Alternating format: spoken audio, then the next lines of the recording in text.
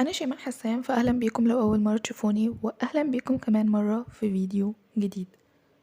فيديو النهاردة بناء على طلب كتير من الناس إنه شيماء ليه ما تتكلميش عن الثقة بالنفس.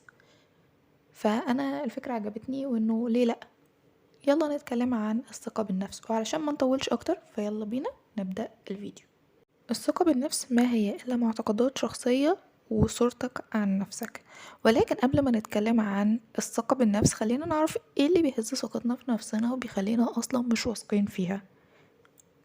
أول حاجة وأقوى حاجة بتخلينا مش واثقين في نفسنا وهي المقارنة. خلينا نتكلم من نشأتنا، من واحنا صغيرين بنتحط في بيئة، في وسط أسرة. ما اعتقدش ان مفيش حد مر بالمرحلة دي إلا لما أهلنا بيقارنونا باللي حوالينا، اللي هو انت ليه مش شاطر زي ابن خالتك، هو انتي ليه مش ممتازة وبارعة في الطبخ زي بنت عمتك، هو انت ليه مش متميز زي صحابك في الفصل. وبيطرح علينا أسئلة كتير قوي فيها جزء من المقارنة لدرجة ان احنا بقينا مش واثقين في نفسنا. وعشان انا احقق معايير النجاح واحس ان انا واثق في نفسي، فانا لازم ابقى زي ابن خالتي ولا بنت عمتي او صحابي في الفصل عشان اكون انا شخصية متميزة واللي حواليا يشوفوا ان انا قد ايه انسان بارع. الحاجة التانية اللي بتقلل ثقتك بنفسك وهي ان انت اللي بتقارن نفسك بغيرك. المرحلة الأولى واحنا صغيرين كانوا أهلنا اللي بيقارنونا باللي حوالينا، ولكن دلوقتي احنا اللي بنقارن نفسنا بغيرنا. أثناء ما بنبقى ماسكين الموبايل طول الوقت والسوشيال ميديا ما خلتش، إن كنت بتقلب على تيك توك أو على الريلز بتاعت انستجرام أو غيره كتير، بتلاقي نفسك إنه بتشوف حالات كتير، مئات من الحالات اللي موجودة بطريقة قد تكون بتخليك تشوف ان الناس دي افضل منك ان كان ماديا او معنويا، وانت بتحط نفسك مع كل حالة انت بتشوفها. ومن هنا بتنشأ قلة الثقة بالنفس. وعلشان تقدر تعزز ثقتك بنفسك فانت عمرك ما هتشوف نفسك واثق فيها الا لو انت شفت حد اقل منك في المستوى، فبالتالي بتحس انه انت في حتة تانية، ان انا خلاص حد كده واثق في نفسه قوي. لكن لو شفت حد اعلى منك في لحظة ثقتك بتجيب الارض. وده لانه مش قادر تتقبل ان زي ما في شخصيات في المستوى اقل، في شخصيات تانية بتكون مستواها اعلى، فانت مش قادر تتقبل دي. علشان كده الثقة بالنفس بتكون مهزوزة، قد تكون منعدمة اساسا. الحاجة التانية اللي بتقلل ثقتك في نفسك هي عدم وجود شخص بيدعمك او مواقف ايجابية تشجعك على ان انت تستمر. زي ما اتكلمنا في البداية ان في بدايتنا اهالينا كانوا بيقارنونا بالاخرين، لما كبرنا شوية احنا اللي بقينا نقارن نفسنا بالاخرين. دايما الناس حوالينا بتحبطنا، انت مش زي فلان، انت مش زي علانة.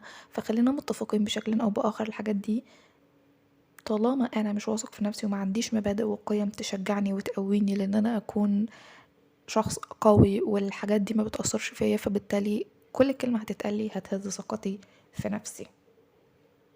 كمان من الحاجات اللي بتقلل ثقتك في نفسك وهي المثالية. السوشيال ميديا حطت لنا معايير لازم نكون كده علشان نكون احنا شخصيات بتثق في نفسها.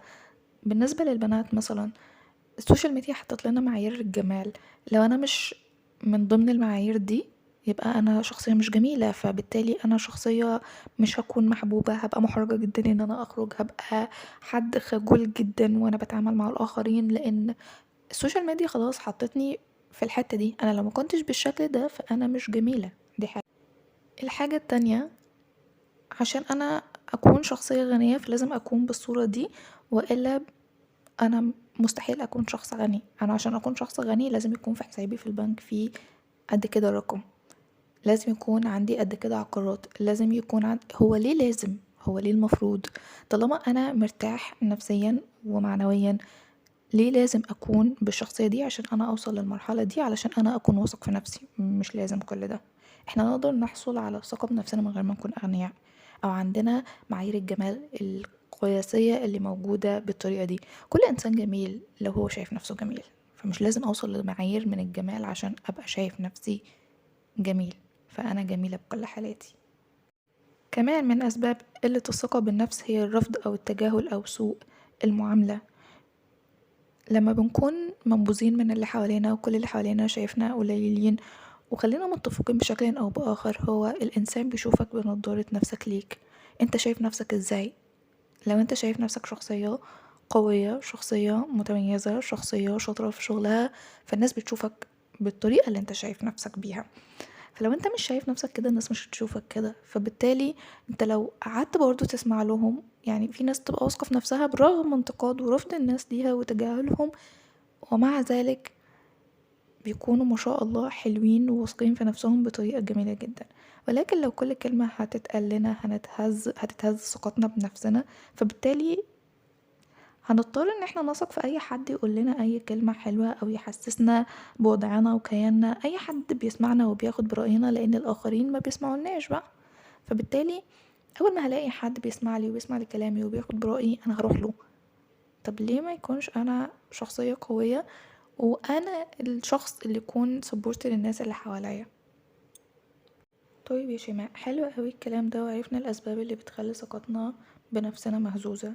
انا دلوقتي جايلك علشان انا عايز اعزز ثقتي بنفسي وعايز اكون في حتة تانية، انا متقبل التغيير وحابب اكون شخصية ايجابية، عايزة اكون واثقة في نفسي. اعمل ايه؟ اول حاجة لازم نعملها ان احنا يكون عندنا قيم ومبادئ. طيب انا قيمي ومبادئي دي هجيبها منين؟ نقدر نجيبها من الدين، من القانون. لازم نتعلم ويكون عندنا وعي اتجاه نفسنا علشان نقدر نطور منها ونطور من ذاتنا. لازم نعترف بالمشكلة علشان نقدر نحلها.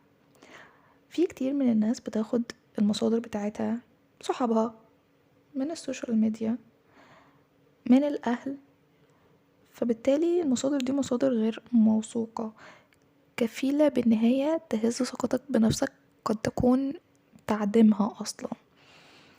فاول حاجة لازم نعملها ان احنا نكون لينا قيم ومبادئ علشان نقدر نعزز ثقتنا بنفسنا. طيب الحاجة التانية وهي صورتك الداخلية. لازم نكون عارفين ان كل شخصية مننا عندها نقاط قوة ونقاط ضعف. مفيش بني ادم ضعيف ولا في بني ادم قوي 100%، ولكن كل شخصية مهما كانت قوية عندها نقاط قوة وعندها نقاط ضعف. عايز تغير نفسك، غير صورتك الداخلية قبل صورتك الخارجية. لو جيت قلتلك اوصف لي نفسك فانت هتقولي انا طويل او قصير، تخين او رفيع، شعري ناعم او خشن، عينيا زرقاء او خضراء او بني، ايا ما كان. هتعرف توصف صورتك الخارجية، لكن تقدر توصف لي صورتك الداخلية؟ ده اللي احنا عايزين نتعلمه وعايزين نطور منه عشان نقدر نعزز ثقتنا بنفسنا. وده هيوصلنا لنقطة الاعتراف. لازم تكون متصالح مع نفسك، عارف نوع المشكلة اللي عندك، وطالما طلبت التغيير ووصلت لمرحلة الاعتراف فبالتالي هتوصل لمرحلة حب النفس. ده هيخليك عارف قيمة نفسك، انك تستحق كل ما هو جميل. لازم تكون رحيم بروحك زي ما انت رحيم مع الناس. لما تتعلم ازاي تحب نفسك نظرتك هتتغير وهتبدأ تشوف الجانب الإيجابي من حياتك. هيكون عندك فرصة ان انت تتغير وتطور من ذاتك، وده بيوصلك للمرحلة اللي بعد كده اللي هو خلاص انا بدأت احس بالإنجاز. هتبدأ تحس بالإنجاز الحقيقي وان انت قادر تسيطر على حياتك. هتيجي تسألني سؤال وتقولي برضو انا مش عارف أبدأ منين، ايه اللي انا مفروض اعمله دلوقتي؟ بكل بساطة هقولك بص للبيئة اللي انت فيها. هل البيئة دي بتدعمك وبتشجعك على ان انت تتغير ولا لا؟ لو البيئة دي مش بتشجعك ومش بتدعمك انت لازم تغير البيئة اللي انت فيها. لازم تكون في مكان بيساعدك وبيأهلك لان انت تتغير وتتطور وتكون شخصية افضل. وكمان عايزة الفت انتباهكم لنقطة، ان الثقة بالنفس مواقف. يعني ايه؟ يعني في مواقف انا بكون واثق فيها من نفسي كويس قوي، وفي مواقف تانية ثقتي بنفسي بتتهز. ازاي؟ يعني لو انا جبت دلوقتي مهندس ديكور وقلت له اطبخ لي الطبخة الفلانية، انا هنا حطيته في مكان مش بتاعه، فبالتالي هيتردد، هيكون مشتت، هيحس ان ثقته بنفسه اتهزت لان هو مهندس ديكور مش شيف، فبالتالي هيتردد. ولكن لو اخدت نفس الشخصية اللي هو مهندس الديكور ده وحطيته في شقة وقلت له عايزاك تنظم لي الديكور بتاعها، الموضوع هيبقى سهل وسلس وهيبقى عنده ثقة بنفسه رهيبة، وهيقدر يديني اللي انا عايزاه وهيقدر يوصلني لشكل البيت اللي انا بحلم بيه.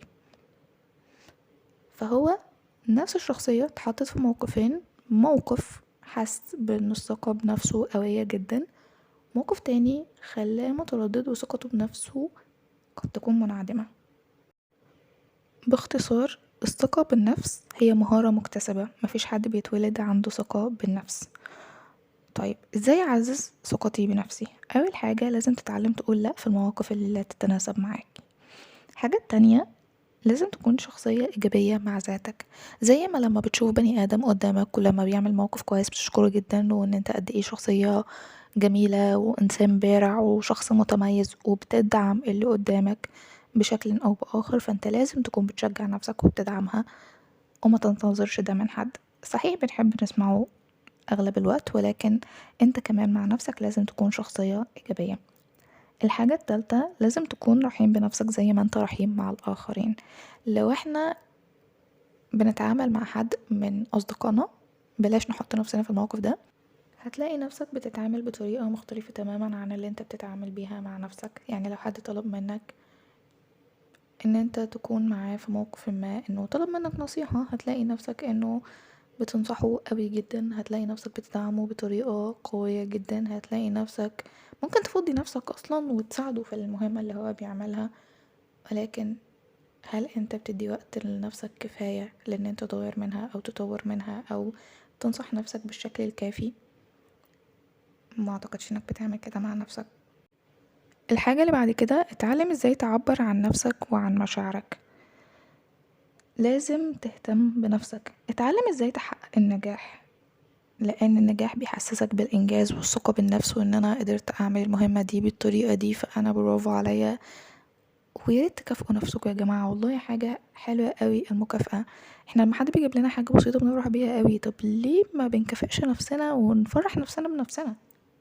علشان تكون شخصية قادرة تثق بنفسها كفاية لازم تواجه مخاوفك. بمعنى لو انت بتخاف مثلا تتكلم قدام ناس كتير، فتعلم تعمل كده، اكسر خوفك عشان تقدر تثق في نفسك. عايزة الفت انتباه كل حاجة مهمة جدا يمكن ما بتاخدوش بالكم ليها، وهي ان شكل جسمك او حركات جسمك وانت بتتكلم ملفتة جدا ان انت شخص قوي او شخص ضعيف. يعني وانت بتتكلم خد بالك، هي عينك بتبقى في الارض ولا عينك في عين اللي قدامك؟ دي حاجة بتلفت الانتباه جدا. انت ممكن تكون بتبين ان انت شخصية قوية، ولكن حركات جسمك بتبين ان انت قد ايه شخصية ضعيفة. فحركات الجسم بتلفت قوي. اخر حاجة احب الفت انتباهكم ليها للمرة التانية، وهي المقارنة. ما تسمحوش لحد يقارنكم بحد تاني، ولا انتوا تقارنوا نفسكم بغيركم. انسوا السوشيال ميديا ومئات الحالات اللي انتوا بتشوفوها. خلينا متفقين، حتى لو كلنا موجودين في نفس البيئة، ظروفنا مختلفة، شخصياتنا مختلفة، فانسوا الناس دي، ولكن اتعلموا لما تيجوا تقارنوا نفسكوا بنفسكوا، ما تقارنوش نفسكوا بشخصيات تانية. انت كنت فين ووصلت لايه، ولكن ما تقارنش نفسك بحد. عشان تقدر توصل للنجاح وتتميز فيه، فانت لازم تقارن نفسك بنفسك. حط قائمة لأهدافك وللحاجات اللي انت عايز تحققها، واتعلموا ان انتوا تعملوا صح جنب كل مهمة انتوا بتخلصوها. هتحسوا بالنجاح، هتحسوا ان انتوا شخصيات جدا جميلة، وان انتوا مبسوطين بمدى الانجاز اللي انتوا بتحققوه ولو كان بسيط. بس بلاش المقارنة بالاخرين. وبكده يكون وصلنا لنهاية الفيديو. اشوفكم في فيديو جديد، كونوا بخير والى اللقاء.